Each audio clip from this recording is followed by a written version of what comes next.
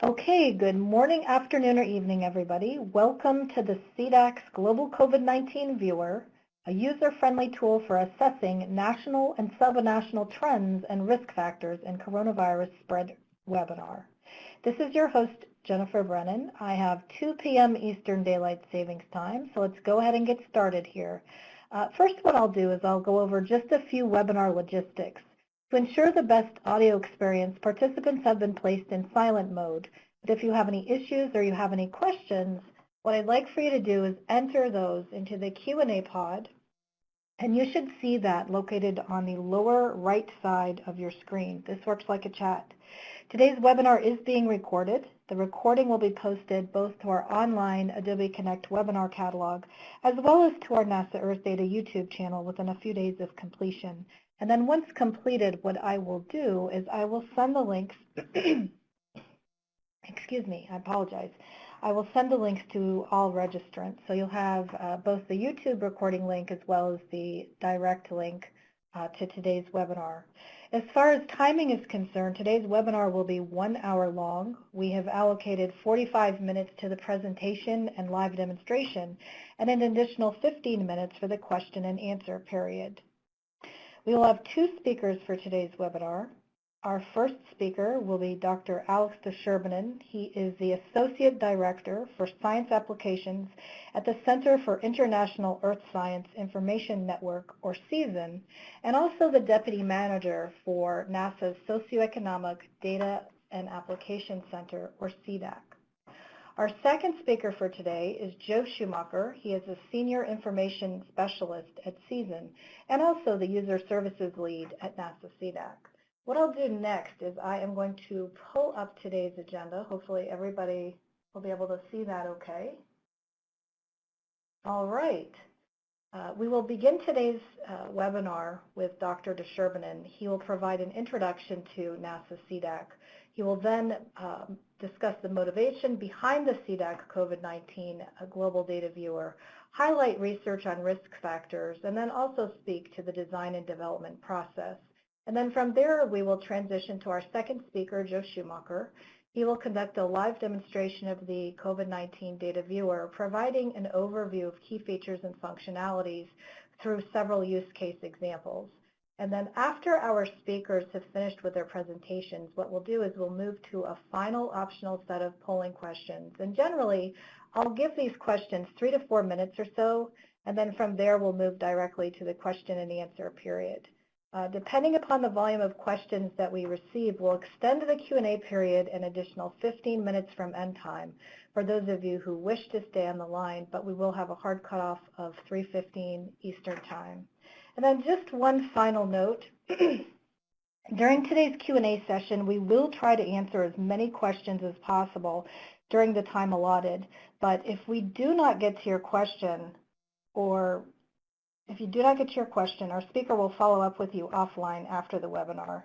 With that, it is my pleasure to introduce today's first speaker, Dr. Desherbinen. Alex? And I'm pulling up your slides right now. Okay, can you hear me okay, Jennifer? I sure can. That sounds good. Thank you, Alex. Great. So thanks so much, Jennifer, for that kind introduction. We're really delighted to have everyone on the call today. I'm going to make this a little bigger so it's on my screen.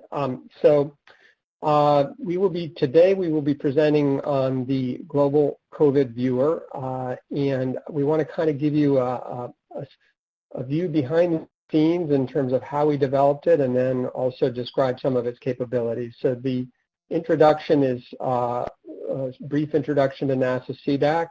We talk a bit about a motivation for the viewer.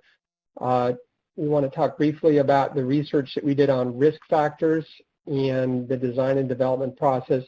Then Joe will give a demonstration of the viewer, and I'll come back with some of our plans for future development of the viewer, which is now on version 3. So SEDAC, some of you may already be aware, is one of the 12 NASA Distributed Active Archive Centers, or DACs as they're called. We're a little different than the other DACs. Most of the DACs serve as archives and also dissemination nodes for NASA's huge array of satellite remote sensing data. Our task is a bit different in the sense that we want to provide a ground level view of what's going on. So we provide that context for what's happening in different locations on Earth that may be viewable from various NASA satellite remote sensing sensors. An example of one data set we produce is on the bottom left, and you'll be seeing that data set in action today, where we have a basic demographic characteristics data set which describes for every kilometer square on the planet Earth, the population in different age groups and by gender. On the bottom right, you see a data set that I may also be touching on a little bit later, which is a data set related to particulate matter distribution. And this is an example of taking NASA satellite data and running it through some models and coming up with annual average exposure to particulate matter concentrations across the surface of the Earth. So these are two examples of data sets that we produce or disseminate at SEDAC, and we, generally speaking, act as that bridge between the satellite remote sensing data and what's going on with human populations and the environment. So the motivation for the viewer came when in March 2020, a pandemic was declared by the World Health Organization. And for those of you, well, all of us remember that day probably pretty well, and we remember some of the shock and some of the concern that arose as the world awoke to the fact that this was no longer going to be concentrated and, found only in China or a few isolated countries, but that it was spreading very rapidly. So if you recall the early days, there was an absence of information, and people really wanted to know where the pandemic was spreading and what the major risk factors were. So we understood that we had data at SEDAC that would allow us to both develop a really compelling map portal and also that would give access to people, give access for the users, for our users, to data that might not otherwise be available or may not be put together in the same way by other viewers. One of the things that we realized was that there's some really good viewers out there, but they all have their strengths and weaknesses, and we felt we could contribute to the mix. So an example is Johns Hopkins University, which is really the main source for a lot of the COVID data, including on our COVID viewer, produced this wonderful viewer in collaboration with colleagues at Esri. And this has now been replicated as country-level dashboards in many regions of the world, many countries of the world. But what you'll see immediately is that it's rather crowded. The potential for information overload is definitely there. And also, most of the numbers are not normalized by population. So you're getting total numbers of cases, total numbers of deaths. Even when you zoom in and kind of get beyond the individual balls or circles that represent different levels of caseloads, you find that, it's very difficult to sort of interpret the data in terms of prevalence and mortality rates. So that's something that we wanted to do, and we felt that we could do a better job of. Another, not viewer, but really excellent source of information is the New York Times COVID World Map. And in this case, they actually do normalize recent cases by population per 100,000 population. They provide global trends and country trends. So this helps you immediately to kind of zero in on where the epidemic or pandemic is occurring and where it's spreading in real time. And it gives you a total number of cases. And in the bottom right, you see by country where there have been, for instance, recent upticks in the number of cases in the Czech Republic, which is on the second line down. You see that it's red in more recent days. But some countries like Andorra experience, which is the first line on that table, experience an early uptick in the number of cases, then a summer kind of hiatus, which is common for many of the countries in the world now, and then a more recent uptick as cases rose.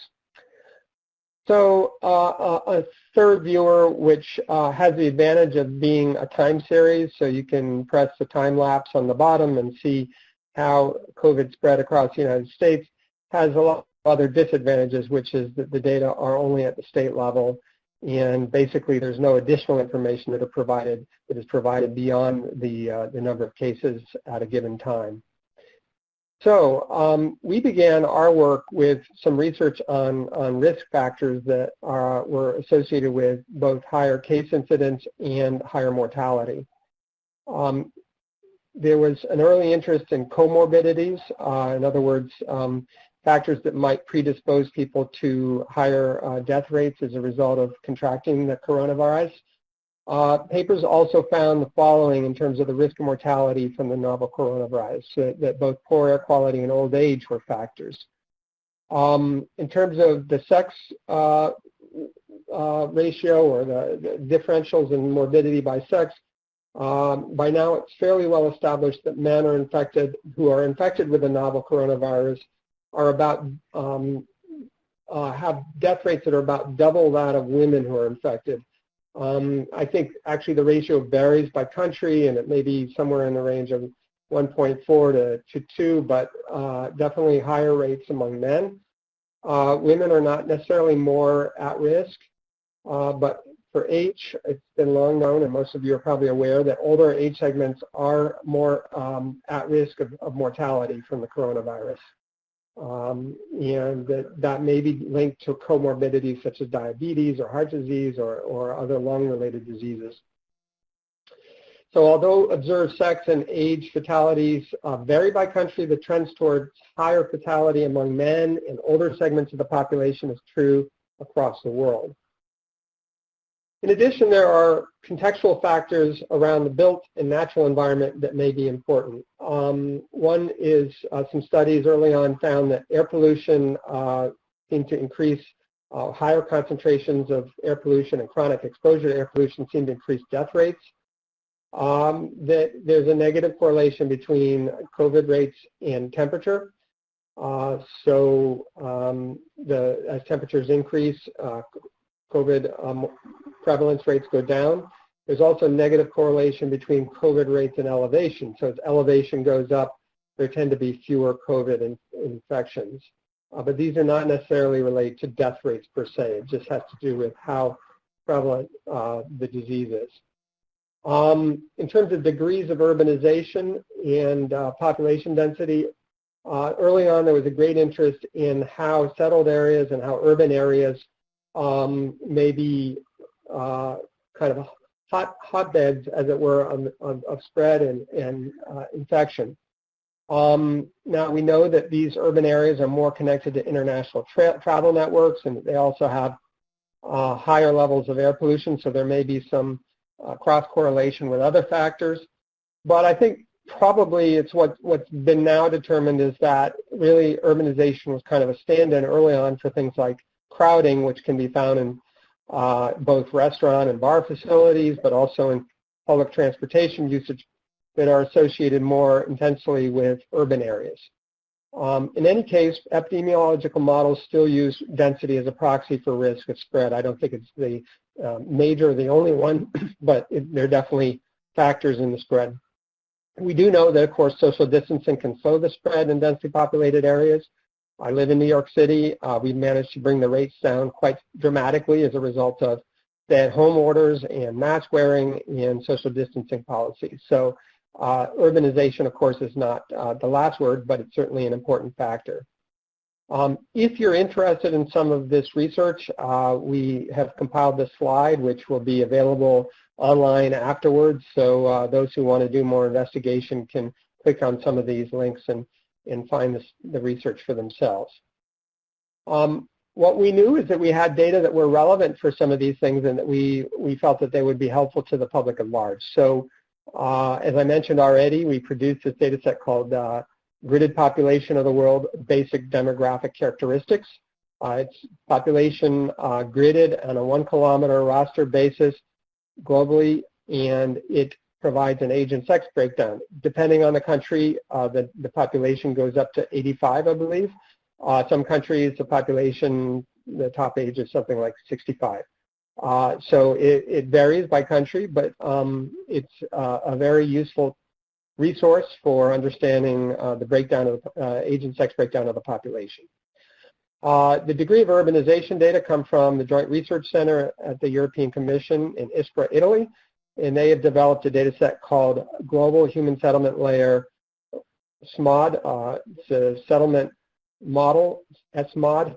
And the SMOD basically breaks up the world in terms of different levels of rural population density and also urban. So there's rural, urban clusters, and then urban centers where the most densely settled. If you look at the right, you see how they derive this data set in part from satellite data and in part from population data that in fact, SEDAC provided, the GPW data that I mentioned earlier. So you can see how they first developed a built-up area mask, or essentially a map of where the built-up areas are, combined it with population, and then they categorized each pixel based on combinations of built-up status and population, so that in the red you see the urban centers, in the orange you see the urban clusters, and beyond that in the green is the rural areas. We also looked at elevation, and we have a data set called the altimeter corrected elevations, which based on NASA's shuttle radar topography mission data, but with adjustments using altimeter data. And so that data set is used as an elevation data set in our viewer, and we also have data on recent exposure to particulate matter. This map on the right comes from our hazards mapper, which I'll describe in a moment, but what's interesting is to see the pattern of smoke that was spreading across the United States as a result of the wildfires in the American West. This was in late September. We know that, in fact, it's not isolated events of exposure to smoke like this that affect COVID, but rather longer-term exposure, and I'll be describing a new data set we plan to add to our viewer a little bit later in this presentation. So I want to let you in a little bit on the behind-the-scenes design process that we followed at SEDAC to develop this data, this service. We have quite a number of viewers now, and we felt that there were modules or code that we could repurpose from each of these viewers that would be useful for this particular viewer. This viewer on the upper left is called our population estimation service. And what it allows the user to do is define a circle, a polygon, or square, and basically return both numbers in terms of population growth. And what you see here is a chart showing population growth from the year 2000 to the year 2020. Each of the blue bars represents the sort of trajectory of growth, and then the age distribution in the year 2010. And then if you actually click on a tab, you can get the age pyramid for this area. It happens to be part of West Africa. We know that the population age structure is very young there, and this is the resulting age structure. One of the beauties of this tool is that you can define an area that cuts across borders, and it will still return values for that area. And so it really gives you a global view or a regional view, depending on what you're looking for, of the age structure. This is the natural hazards mapper that SEDAC has developed, and it includes things like fires. It includes the smoke that I mentioned earlier, the MODIS, and it also includes earthquakes, all of these in real time or near real time. So it also enables users to define their own polygons or circles and pull up population numbers for areas that may be affected by a hazard. And finally, we developed more recently the PopGrid viewer, which allows people to look at across different gridded population data products, both visually, and this is a 4-panel viewer that allows you to do that visual intercomparison across products. And also, you can do the same user-defined area or even upload a shapefile or polygon and be able to identify what the different data products say in terms of the population in that area. So this includes data from the GHS data that I mentioned earlier, from JRC, WorldPop, a Facebook season product called High Resolution Settlement Layer, and other products such as Landscan.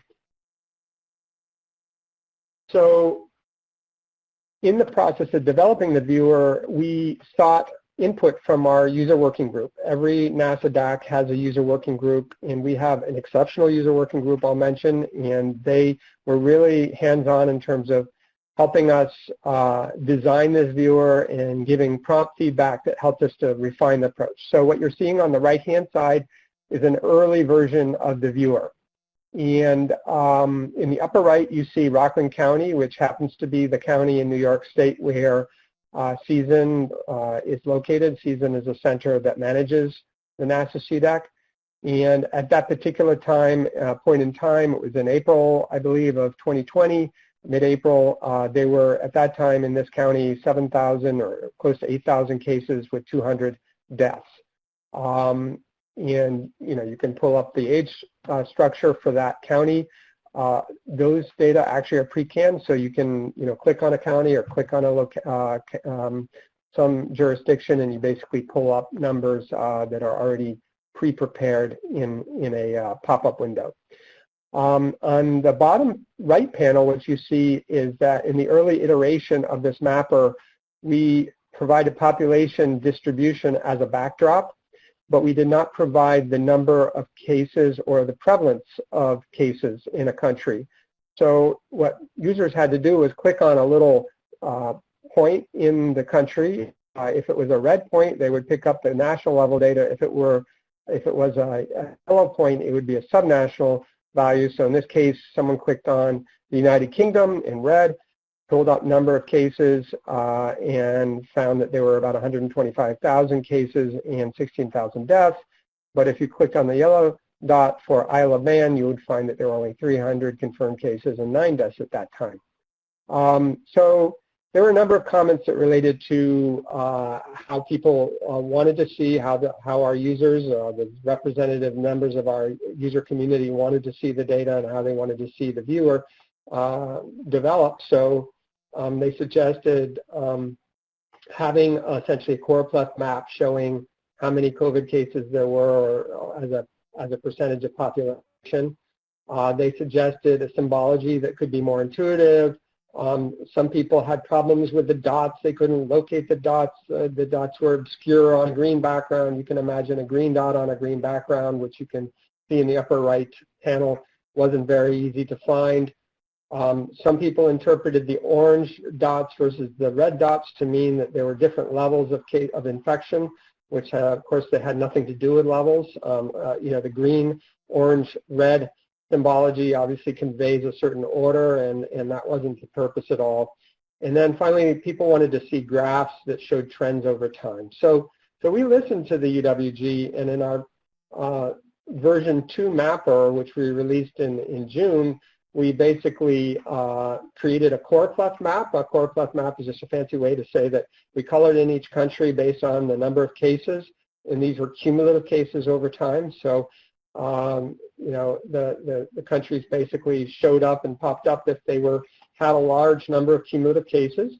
We also developed a time series graph, which at that time went up to mid-June. And we also added at that point the urban levels of urbanization data. So you can see in the bottom left, you can see the population in bar by bar chart. And at the urban center level for this particular county, Rockland County, which I mentioned before, northwest of New York City, there's a large proportion of the population in urban centers, and then a large number in clusters, urban clusters, and then in some suburban and peri-urban areas, and very few in the rural category. But if you look at the actual land area of the county, which is the black line, you see a lot more land in very rural areas, which mainly means and is because there's a park called Harriman Park in Rockland County, which accounts for about, I would say, maybe a quarter of the total land area. And so this gives you anyway a sense of sort of the land distribution and the population distribution. And on the right-hand side, we just started providing a lot more and richer data on the number of cases and also the population density and number of people above age 65, et cetera, things that we thought would be useful. So as the pandemic wore on, people were less interested in knowing how many cumulative cases there were, and they wanted to know what was the trend in the last 7 days. So in the latest iteration, version 3 of the viewer, which was released in August, We basically provided hotspot maps based on the most recent incidence levels. So if you looked up or saw an article saying things were trending upwards in Italy or Spain or somewhere else, you could immediately go to the viewer and see that popping off the map. Some of the tools that we had originally for that Joe will be describing in more detail were actually integrated into the legend on the right, and we had a number of pull-down menus and things that were made it more intuitive to navigate the interface. I think some of the more important updates and improvements were in the way that we presented the data. So we now provide a slider, which Joe will demonstrate, that allows you to either look at the last 1 month, 3 months, or 6-month period, or for the entire year. And as time goes on, I think these sliders will be increasingly important to really drill down into what's happening most recently. We provide the population statistics as before, below, and the urbanization levels, but we do a nicer and I say cleaner job on the upper right in sort of presenting some of the key statistics, and Joe will be giving you that tour next. So with that, I hand it over to Joe.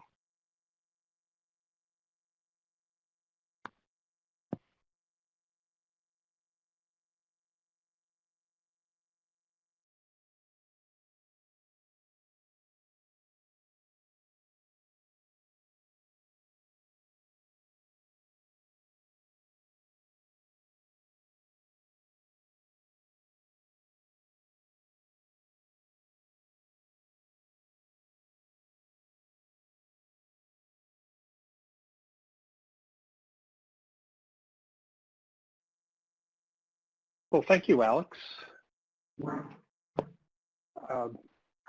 And can everybody hear me okay and see my screen? I can hear you, but I don't see your screen. Well, that's... There we go. There it is, okay. All right, well, thanks, Alex.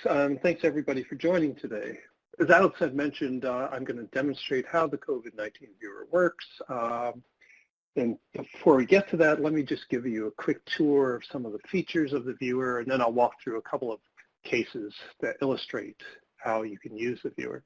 All the links that I'll be talking about, the data links and where to get the viewer, Alex has presented in his slides, so you can get that after the presentation. But they're easily findable on the SEDAC website. So when you go to the viewer, what you'll see is you'll get this pop-up window that gives you some background information on the viewer, and then a linked set of the data sources. And just note that the mobile devices aren't fully supported yet, so you'll have a much better experience on a laptop or a desktop. The viewer is fairly straightforward. You've got the map on the left, and then the controls on the functions on the right. There's this legend you can hide or show if you, with the gear on the upper right.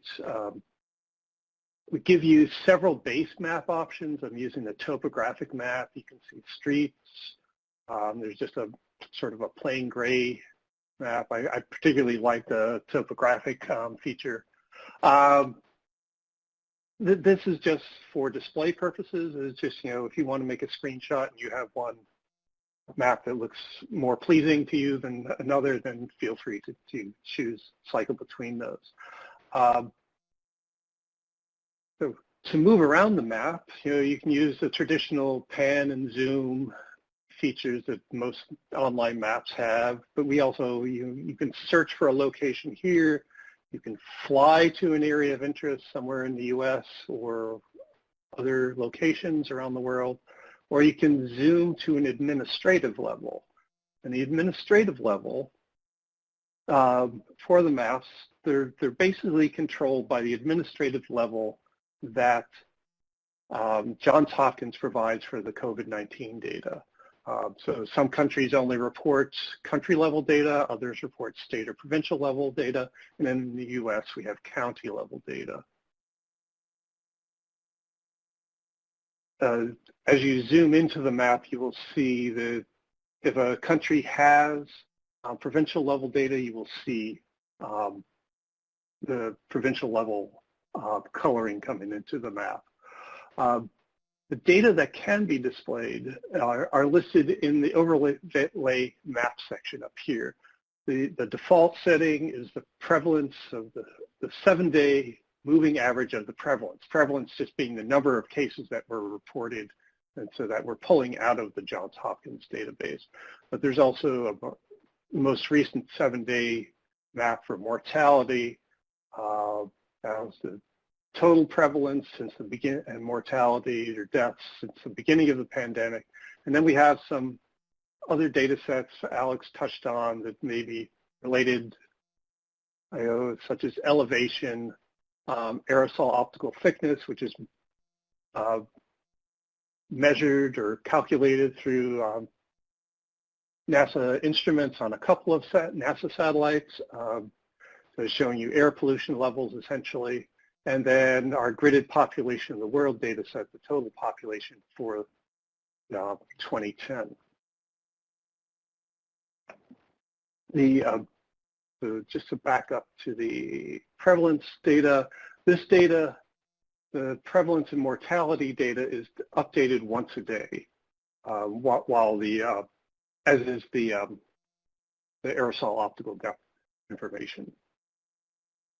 Finally, the other thing you can do with the map is if you can query population data, essentially our gridded population of world data, using one of these tools here.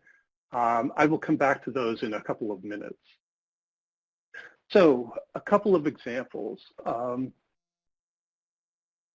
Recently, cases have been surging in a couple of countries in Europe, Belgium and the Czech Republic.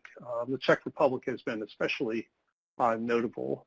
So to get the summary map is very simple. Summary information is very simple. Just click on the country or the region of interest and that map will pop up. Couple things to note. There's essentially two pieces of information. Alex touched upon this. So the top part is the COVID information. The bottom part of the screen here is the population statistics. Now, when you look at it, at this map on your own computer, this chart, this whole window will show up on your, as one window. You won't have to scroll. I'm scrolling here simply to, for the purpose of, to make this a bit more visible for this presentation. So the top graph, has information on cases, has information on deaths, and then cases and deaths combined. It's usually the ratio is so small or large that there's so many more cases and deaths that this particular instance doesn't show up as well. And then you can cycle through, look at the most recent month, 3 months, 6 months, in which case you get daily information. So you get the number of cases for today or for yesterday, as well as the 7-day average for the 7 days preceding from yesterday. When you switch over to year-to-date, the weekly information goes to, or the bars are no longer daily, that they're weekly information. And you can certainly see the number of cases, even though there were cases back in March and April, May, the recent surge is much, much larger. And you can see that in the summary statistics here on the right. We have summary statistics for both prevalence and mortality. We have the total, the cumulative data, as well as the most recent 7 days. And we break that down into total cases and then some, normalized by population, either per 100,000 people or per capita. And you see, it's almost 1%. Within the last week, almost 1% of people in the Czech Republic have tested positive for the virus. Then if you have, Alex mentioned this earlier, but we have this nice little slider here. So if you have a particular time period of interest, you can slide those and get those data for that particular area. Same, we have the mortality statistics as well, summary statistics.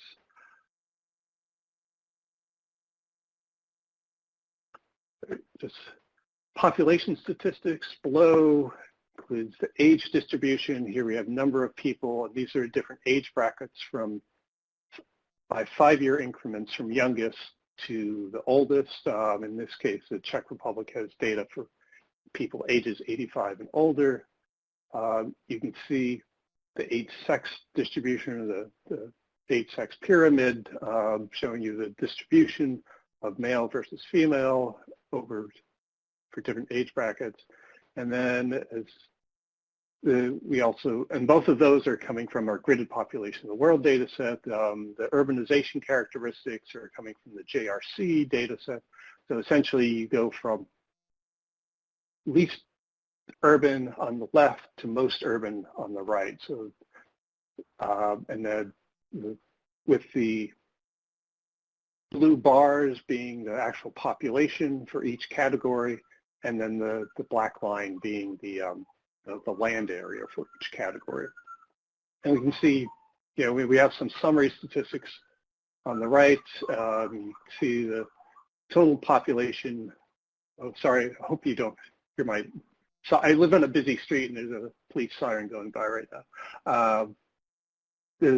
You can see the the percent of the population above 65, in this case, Czech Republic, fairly young country, 15%. Then you have the option way down here at the bottom to download the graphs and charts for these data. So you can get an actual PNG file of the chart, of the graphic, or you get a comma-separated variable file.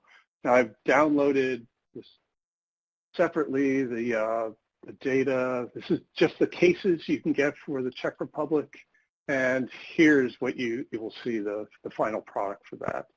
And see, it's even more dramatic when on the different scale, the big early, the early rise, and then the huge increase that has happened lately.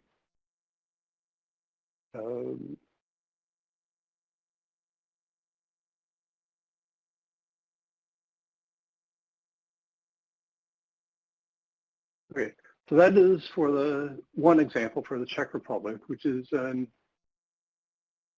so now what I thought I would do is a more local example. One of the, in the U.S. at least, there was numerous reports, a month and a half ago, early and mid-September, about cases increasing in college towns following the return of students. And one of the most reported on cases was at the University of Alabama, which is in Tuscaloosa. So to go there, you can just search for Tuscaloosa, county goes up. And here in the U.S., we've got finer level of detail. So it's Tuscaloosa County. Click on this and you get the data, cases for the year to date. And you see very few cases early on.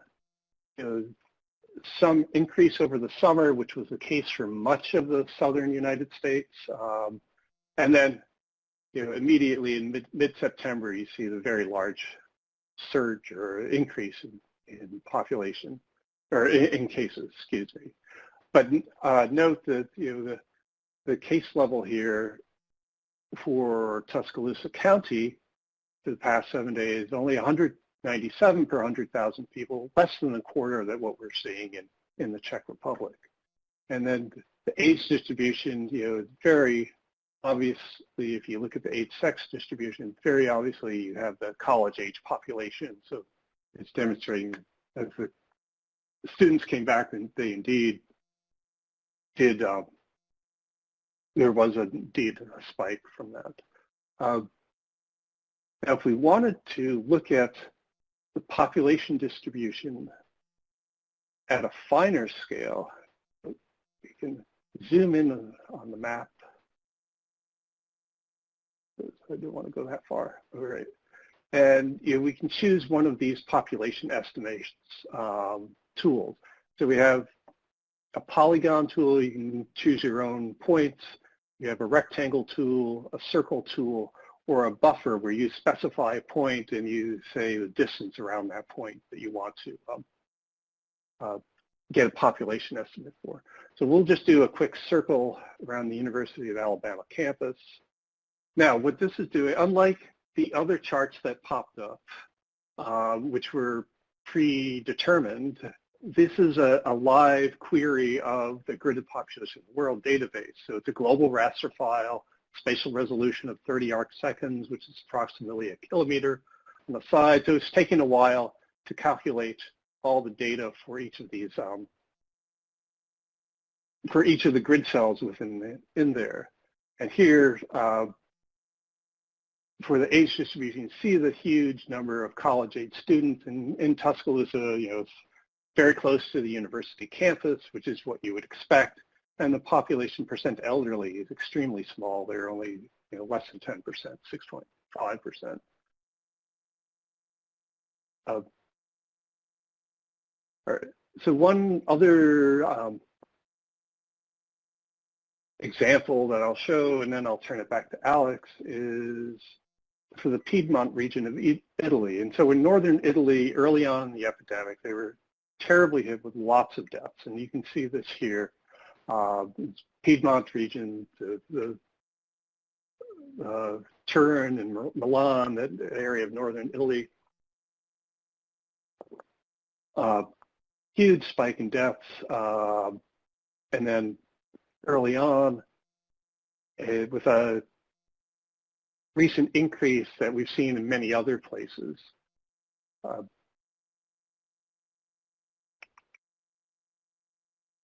And the deaths have been rising recently, but if you look at, compare that to the number of cases, you know, the ratio of deaths to cases to deaths has changed dramatically. Now there's a lot more cases, but people aren't dying at quite the rate that they were originally. Just to further zoom in, so, and then the Piedmont region here I have is, you know, roughly 25%, a little less than 25% over the age of 65.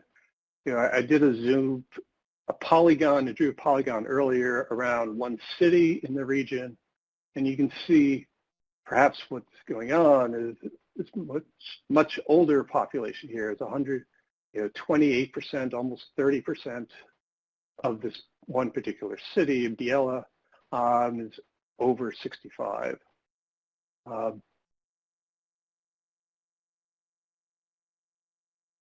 But still,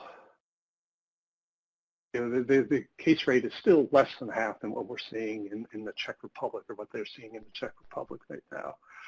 So those are the examples I had ready for you.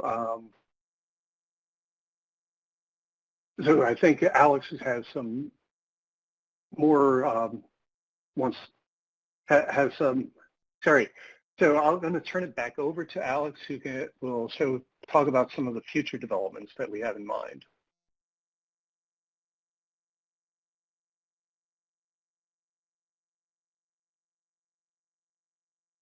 Okay, thank you so much, Joe. That was a really interesting demo. And I did want to just, before I go too much further, I wanted to make sure that I acknowledge colleagues who were really instrumental in the development of this viewer. So Kit McManus is a GIS specialist and programmer at SEDAC, and he did a lot of the work. Al Pinto is web design, but also a programmer as well, and did some amazing work on this. Jane Mills was instrumental in the later work in developing some of the slide graphs and things of that sort. And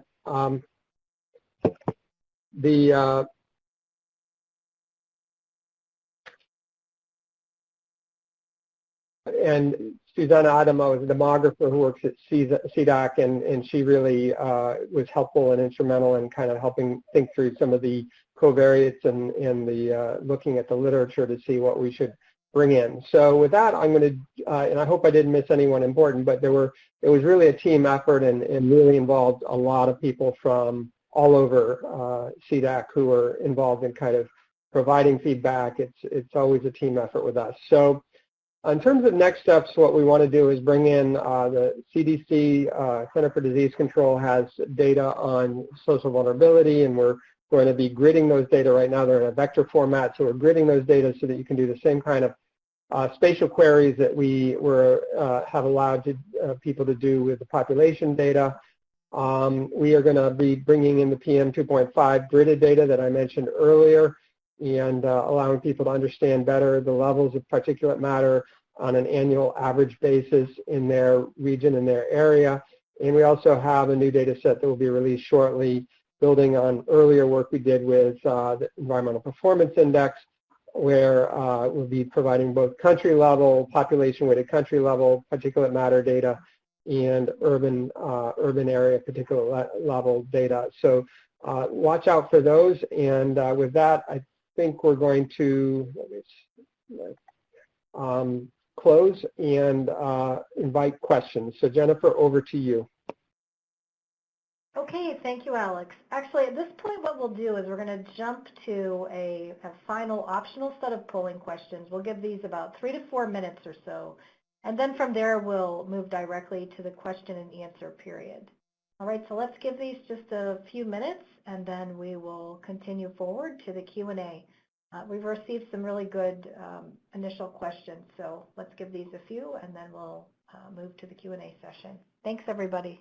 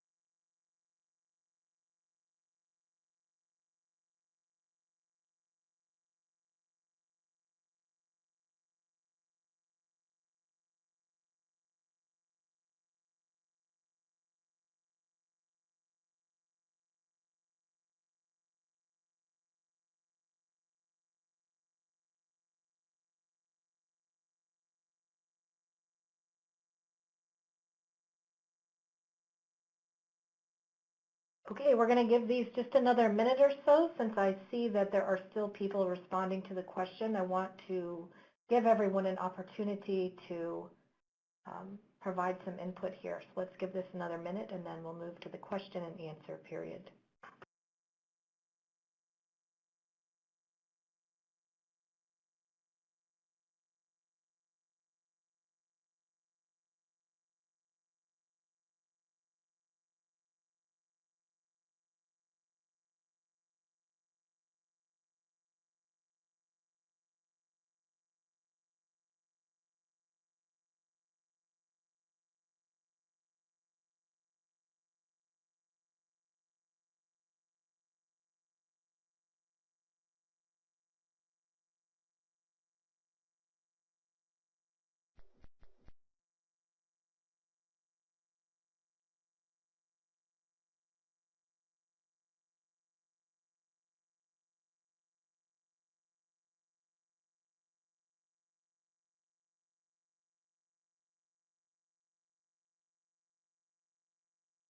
Okay, everybody, at this point, let's move along to the question and answer period.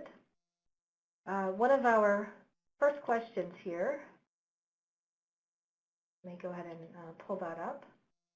So the first question is, I've written a spatially explicit pandemic model on same grid, but am in dire need of country, state, county IDs on the same grid for mitigation strategies. Is that available anywhere?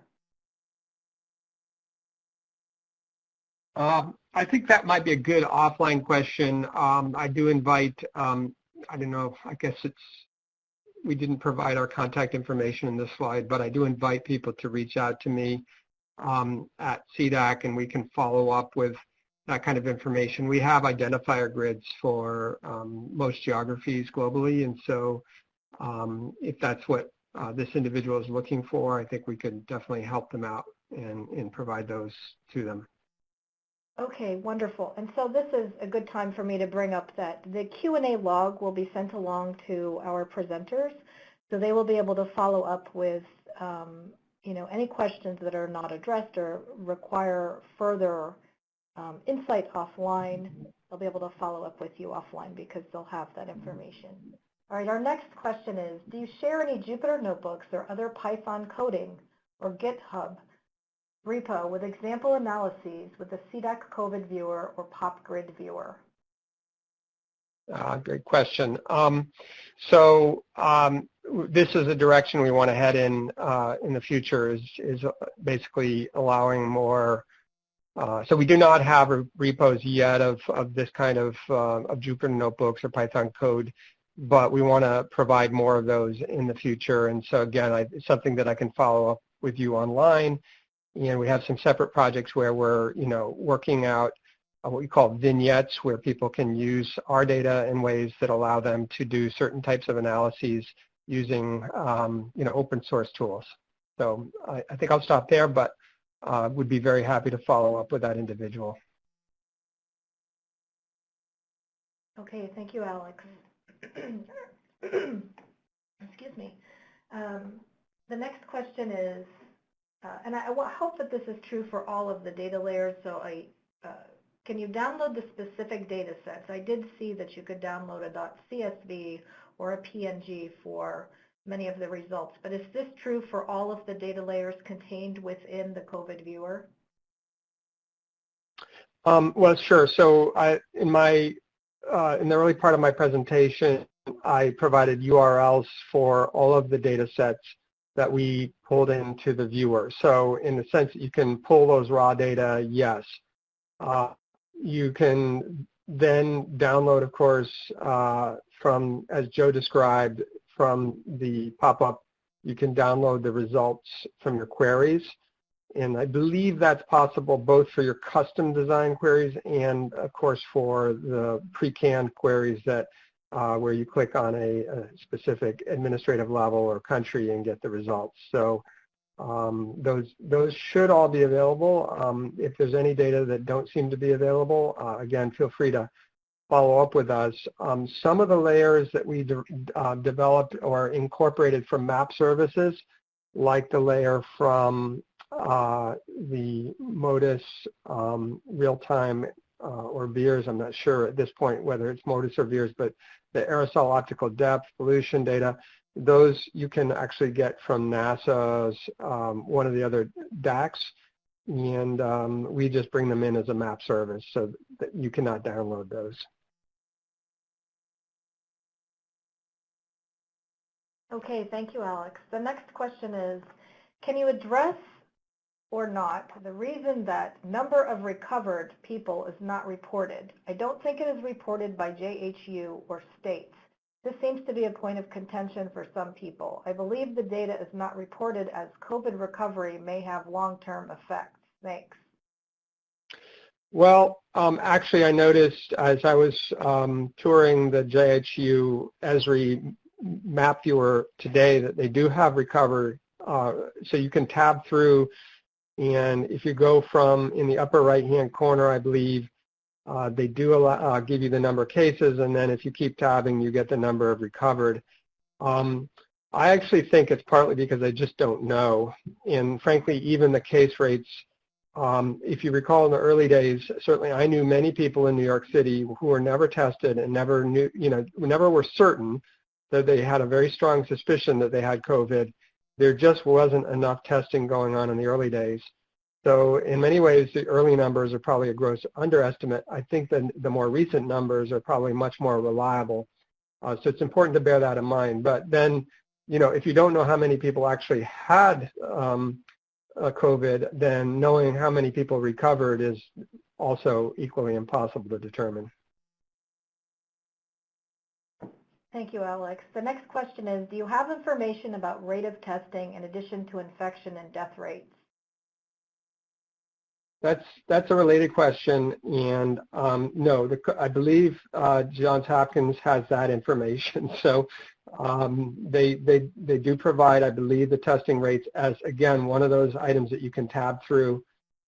It's actually also in their main map, I believe. Below the map, you can click on different tabs, and they show the number of tests. I believe those data may only be for the United States, but I could be wrong there. Okay, thank you, Alex. The next question is, can I download data in a compatible format with ArcGIS? So all of the data that I mentioned earlier that go into, like, serve as background layers in our map viewer are downloadable in ArcGIS, compatible formats, mostly GeoTIFF, sometimes in other formats. So yes, the custom design query results and things like that aren't really applicable in that case. So I guess I won't touch on those, but pretty much everything we produce at SEDAC, we try to make compatible with Esri products. Okay. What languages are available? English. I'm afraid that's the only language that the tool is available in at the present time. Okay, thank you, Alex. And our next question is, how can we use the data presented as standard services, OGC, to include it in other clients? I realize you are presenting the client, and there's a comment that, this user does like the client, but if you could address that, that'd be great.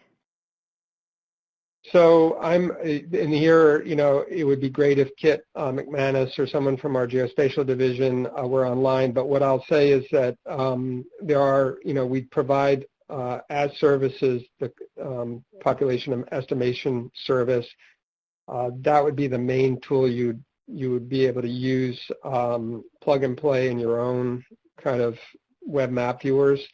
So I encourage you to go to the population estimation service and review what's available there, and if that doesn't answer your questions, please just contact Season Users or SEDAC User Services, and that's Season, CIESIN.info at season.columbia.edu. So again, seasoninfo.info at season.columbia.edu, and you can find out more about some of the map services that we provide.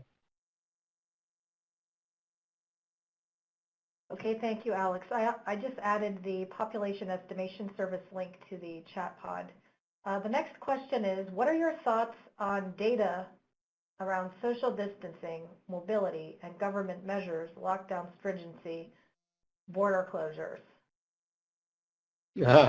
Well, that's a question that goes beyond obviously the science and what we're able to do with our tool. I think that what we hope is we produce a tool that will be of use to policymakers as they understand and better apprehend how COVID is spreading and the kind of measures that might be useful. I think it's clear at this point that social distancing measures and the quarantine had a tremendously successful effect. I live in New York City, as I mentioned, and people are feeling much more confident about moving around the city, even though they are very cautious, and I will say probably 95% of the people I see on the streets are wearing masks, so I think that's a good sign.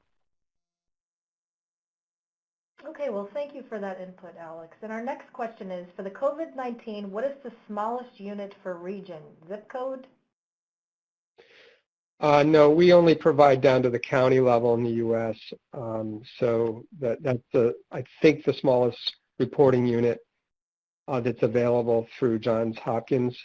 I do encourage folks to look at the Johns Hopkins website, and I noticed there was another question earlier that had to do with, you know, getting the data out of the Johns Hopkins tool and website, but they may actually be providing data down to that level of resolution now, but I'm not aware. Okay, thank you. The next question is, how often is the demographic data updated, and how recent is it? I thought one of the slides said 2010, but it went by fast, so I was unsure. Yeah.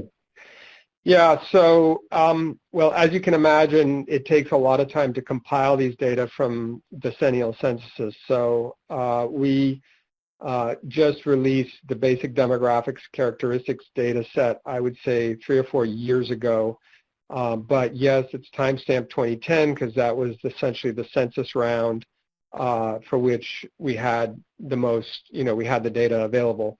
I think we've discussed internally the possibility of projecting that forward some, but unfortunately, you know, the decennial censuses really are the only time when we can really get a global snapshot of things like age structure, and so anything else will essentially be projections and will have inherent to that certain amount of uncertainty. Thank you, Alex. Okay, I was just scanning for additional questions. Okay, so the next question is, the socioeconomic list has only 3 items. Will this be expanded? Yeah, for sure. I mean, that's why we want to increase the data on social vulnerability. We're also discussing at SEDAC the possibility of developing what we call a multidimensional poverty index. There's now a growing abundance of data at subnational level covering different dimensions of poverty, vulnerability, food insecurity, and things of that sort.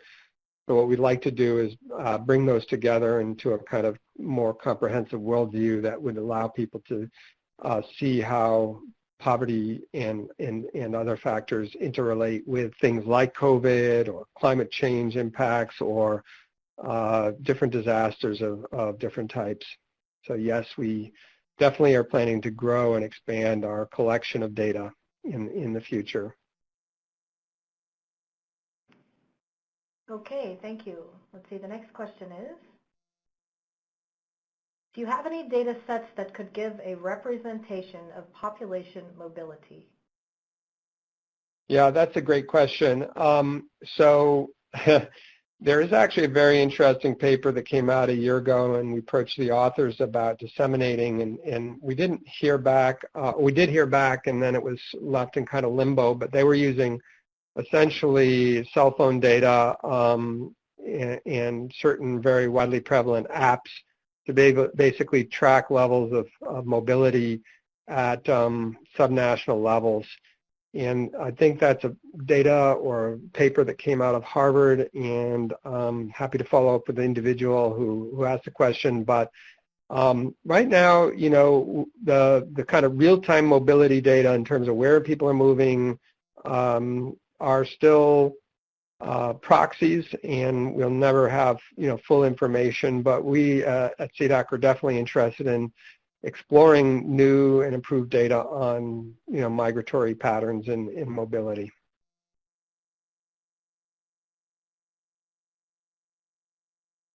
Okay, the next question is, sorry, why are there no COVID-19 data reported for the administrative level in Ecuador? At the subnational administrative level, probably because Johns Hopkins hasn't been able to collect those data. So it's either on the government side not being reported, or Johns Hopkins hasn't gotten around to including those data in. So that's for many countries. If you actually zoom in on the viewer, you'll see some countries' boundaries in essence disappear. And others remain, and those are the ones that have the subnational data. So you have a better picture of which countries actually provide subnational detail, or at least which which countries Johns Hopkins is able to incorporate those data into their statistics.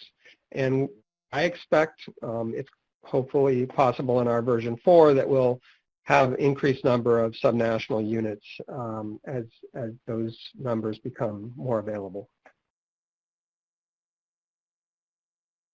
Okay. Thank you, Alex.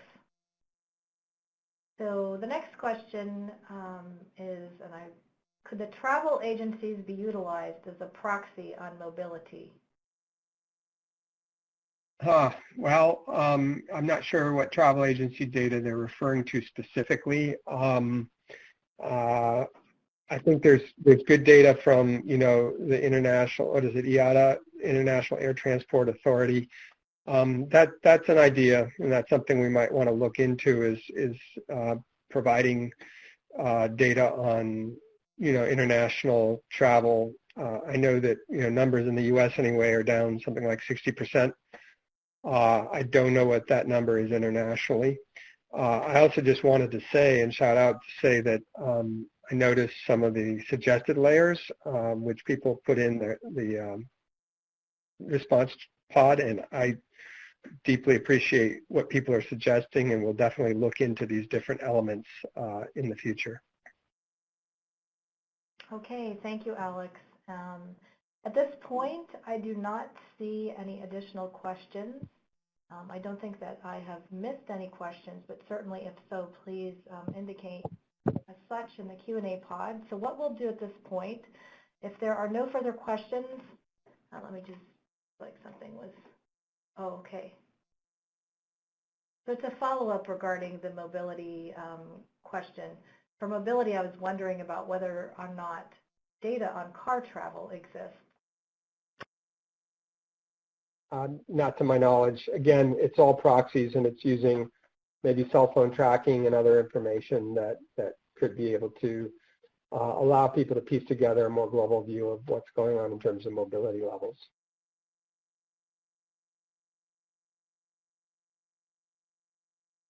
Okay, so again, with that, if there are no further questions, what we'll do is we will leave the virtual meeting space open for an additional 10 minutes or so. For those of you who are interested in downloading the slide deck from today's presentation with the associated links, you can see that in the lower right-hand side of our screen. If you highlight, I've got the agenda as well as the slide deck in PDF format. If you highlight the file, you will be prompted with an option to download the file. So that's available for you. So again, we'll leave the virtual meeting space open, but we will hang up from the audio component. So if you think of something you wanted to ask but was missed during the Q&A, please feel free to jot that down in the Q&A. But otherwise, I would like to thank both of our speakers for joining us today for this presentation. I would like to thank all of you for connecting with us within this webinar. We really appreciate it. And our next webinar will be held on November 18th, and we'll focus on an Earth Data Forum, which is really a tool for data users to interact and ask questions about the breadth of our Earth